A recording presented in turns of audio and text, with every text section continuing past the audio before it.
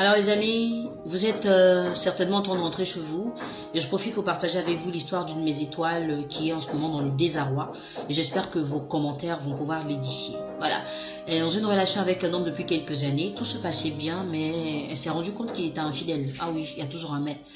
Et cet homme-là lui a dit, quand elle lui a demandé pourquoi tu es infidèle, il lui dit carrément je suis infidèle parce que tu n'es pas poli, parce que tu n'es pas tendre et aussi parce que tu n'es pas reconnaissante. Mais mon étoile, elle est en panique, elle se dit c'est pas possible. Un homme vraiment amoureux ne peut pas être infidèle pour ces trois raisons-là. Ce n'est que de l'impolitesse, de l'ingratitude et un manque de tendresse. Non, c'est pas normal, n'est-ce pas? Alors, je vous explique tout de suite les filles, que c'est vrai que de façon générale, nous les femmes avons tendance à croire que le plus gros problème dans une relation amoureuse entre un homme et une femme, c'est l'infidélité de l'homme. Et quand nous ne sommes pas infidèles, nous pensons avoir rempli notre part du contrat et surtout avoir fait des exploits. Alors on aimerait que l'homme nous imite ou même qu'il fasse mieux que nous. Donc il est comme une image, il ne regarde que notre femme, il ne pense à personne d'autre, il n'y a que nous et voilà. À la limite, il nous vénère. Ça, c'est de la théorie. C'est vrai que ce serait l'idéal, mais dans la pratique, c'est carrément différent. L'amour est un sentiment qui s'entretient. Et dans ce cas-là, l'amour devrait s'entretenir avec des vertus. Et l'une des vertus, même qui est demandée par la divinité, qui est Dieu, c'est la soumission. Femmes, soyez soumises à vos maris. Il est dit nulle part, femmes, soyez soumises aux maris qui ont de l'argent ou aux maris qui vous font plaisir. Soyez soumises. C'est pour dire que c'est une attitude qui est naturelle. Elle est même obligatoire. Et tout ce qui est naturel ne se stimule plus.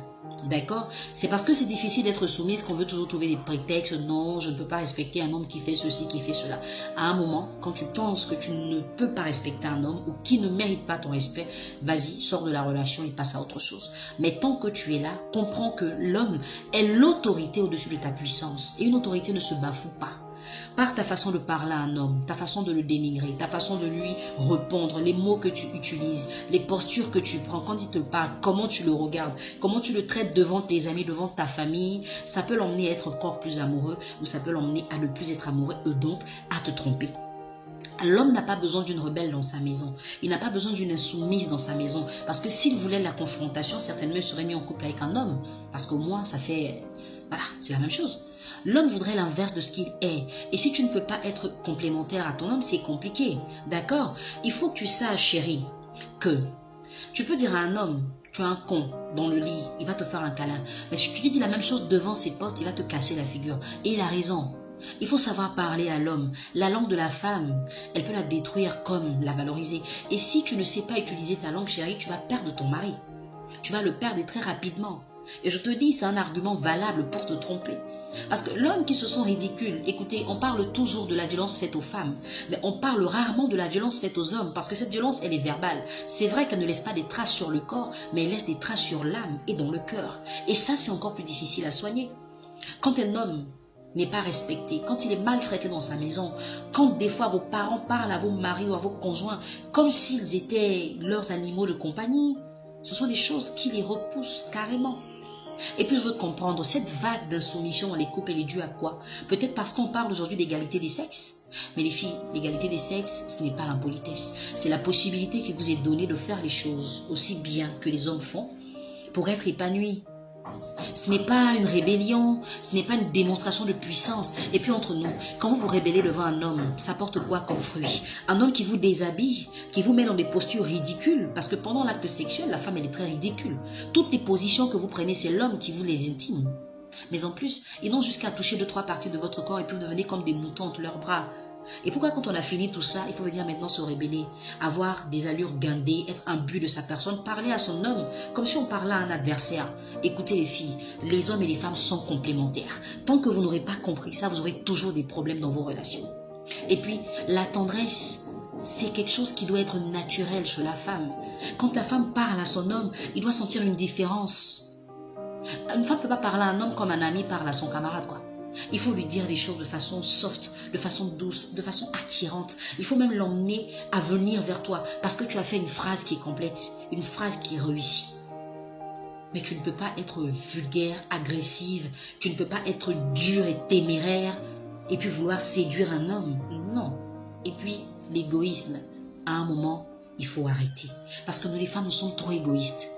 L'homme va tout faire pour nous. La seule chose qu'il ne fera pas, on dira tu n'as jamais rien fait. Quand vous perdez vos parents dans vos familles, ce sont les hommes qui les enterrent. Mais quand ils perdent leurs parents, ce sont eux-mêmes qui les enterrent. Et même quand vous devez porter le pain de funérailles, c'est eux qui le payent pour vous. Donc comprenez que les hommes font beaucoup de choses. Ce n'est pas parce qu'un homme n'a pas fait ce que tu espères totalement, que ça veut dire qu'il n'a rien fait. Le peu qu'il a fait, il faut le lui reconnaître. Il faut lui dire merci.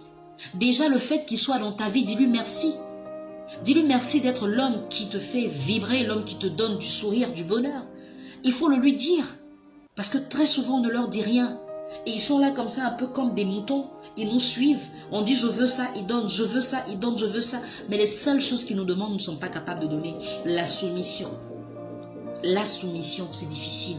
Ma chérie, je ne sais pas ce que tes amis te racontent au quartier. Je ne sais pas ce que les gens te font croire. Je ne sais pas qu'est-ce que tu vois sur Internet ou dans les films. Mais écoute, le Dieu qui t'a créé demande d'être soumise.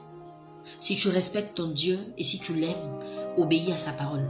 Ne le fais même pas pour l'homme qui partage ta vie, mais fais-le pour toi. Parce que c'est ça qui t'ouvre aussi des portes. Et quand tu veux être dans une relation, accepte et comprends que tu es dans un couple. Donc dans une relation où l'homme a son mot à dire, où tu as aussi ton mot à dire. Si ton homme te dit « je n'aime pas ça », n'insiste pas.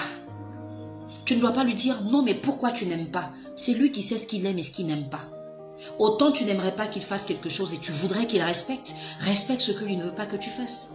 C'est tellement simple, c'est tellement beau. Et la vie est tellement parfaite comme ça. Des fois on n'a même pas de problème dans le couple. Mais on va les soulever, on les charge, on les dépose et on cherche des gens qui vont nous expliquer qu'est-ce que ça fait. S'il vous plaît les filles, apprenez à respecter les hommes parce qu'ils sont nombreux à ne pas être mis en valeur, à ne pas être honorés. Et ça, ce n'est pas bon.